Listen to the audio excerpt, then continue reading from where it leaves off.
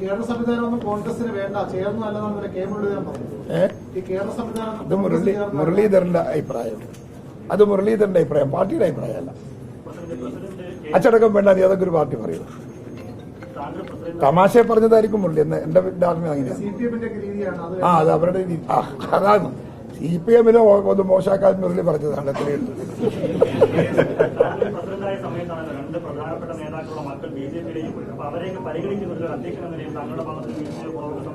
ഒരു പരിഗണനയുമില്ല നമ്മുടെ ഭാഗത്ത്.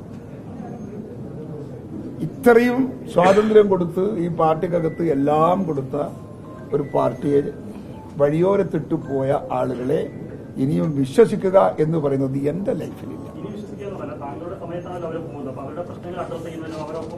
അഡ്രസ് ചെയ്യണമെങ്കിൽ അങ്ങനെ ഒരു പ്രശ്നങ്ങൾ അവർക്ക് വേണ്ടേ? അവർ വരട്ടെ, പ്രശ്നങ്ങളുണ്ടെങ്കിൽ വരട്ടെ, നമ്മൾ കേൾക്കാം. ന്യായമാണെങ്കിൽ പരിശോധിക്കാം, പരിഹരിക്കാം. തെരഞ്ഞെടുപ്പിന്റെ സമയത്ത് യൂത്ത് കോൺഗ്രസിന്റെ ജില്ലാ പ്രസിഡന്റുമാരായിരുന്നവരെയും ഭാരവാഹികളായിരുന്നവരെയും DCC-ലോട്ട് വെച്ചിരുന്നു. DCC വൈസ് പ്രസിഡന്റുമാരായിട്ടും അത് ഞങ്ങൾ പരിശോധിക്കും. അങ്ങനെ ഒരു പരാതിയുണ്ട്. ആ പരാതി ഞങ്ങൾ പരിശോധിക്കും. പരിശോധിക്കും.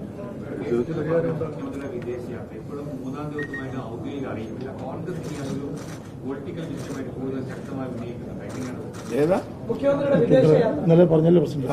ഞാൻ ഇന്നലെ പറഞ്ഞതാണ്. ഞാൻ ചോദിക്കുന്നത് നിങ്ങൾ തന്നെ ആലോചിച്ചാൽ മതി. കേരളത്തിന്റെ മുഖ്യമന്ത്രിയാണ്, മുഖ്യമന്ത്രിയല്ല, മുഖ്യമന്ത്രി.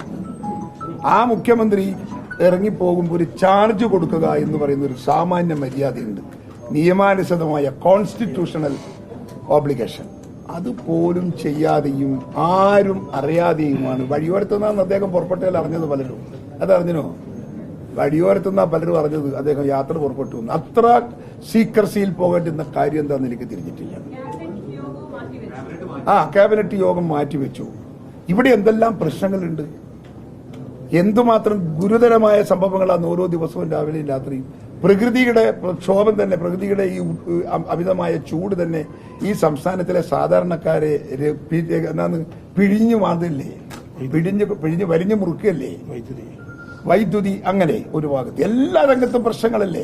അങ്ങനെ ഒരു പ്രശ്നങ്ങൾ നിൽക്കുമ്പോൾ ഒരു ചാർജ് കൊടുക്കുകയോ അതേക്കുറിച്ച് സംസാരിച്ച് ഒരു റിസോൾവ് ചെയ്യാൻ ഒരു ക്യാബിനറ്റ്, ഒരു ഗ്രൂപ്പ് ഓഫ് ക്യാബിനറ്റിനെ മന്ത്രിമാരെ വെക്കുകയോ എന്തെങ്കിലും ചെയ്തിട്ടാണോ അദ്ദേഹം പോയത്? ഞാൻ രണ്ടൊന്ന് ഇലക്ഷൻ, അഖിലേന്ത്യാ തലത്തിൽ നടക്കുന്ന ഇലക്ഷനാണ്. ഈ ഇടതുപക്ഷത്തിന്റെ വലിമയെക്കുറിച്ച് ആ സ്ഥാനത്തും അസ്ഥാനത്തും പ്രസംഗിക്കുന്ന ആളാണ് പിണറായി. ഞാൻ ചോദിക്കുന്നു, ഇടതുപക്ഷത്തിന്റെ സ്ഥാനാർത്ഥിക്ക് വേണ്ടി പ്രസംഗിക്കാൻ പോകേണ്ടുന്ന ഏറ്റവും നല്ല സുവർണ കാലഘട്ടമല്ലേ ഈ കാലഘട്ടം? എവിടെയെങ്കിലും ഇയാൾ പോയോ? എവിടെയൊക്കെ പോകാനുണ്ട് ഇദ്ദേഹത്തിന്? സ്വന്തം പാർട്ടിയോട് പോലും നീതി പുലർത്താത്ത പിണറായി വിജയനോട് നാടോട് നീതി പുലർത്തണം എന്ന് പറയുന്നത് വങ്കത്തരല്ലേ നമ്മൾ?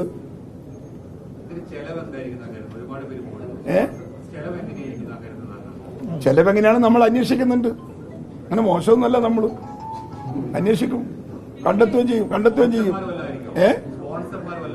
അല്ലെ, സ്പോൺസർഷിപ്പ് അല്ലാതെ പിന്നെ പാരമ്പര്യമായ സ്വത്തിന്റെ അകത്തുകൊണ്ട് എന്താ ഇത്രയും പൈസ ഇൻവെസ്റ്റ് ചെയ്തില്ലേ? ഇത്രയും പൈസ കൊണ്ട് പോയി ചെലവഴിച്ചിട്ട് പോകാൻ പിണറായി വിജയന്റെ പിന്നെ മോള് ഉണ്ടാക്കിയിട്ടുണ്ടോന്നറിയില്ല.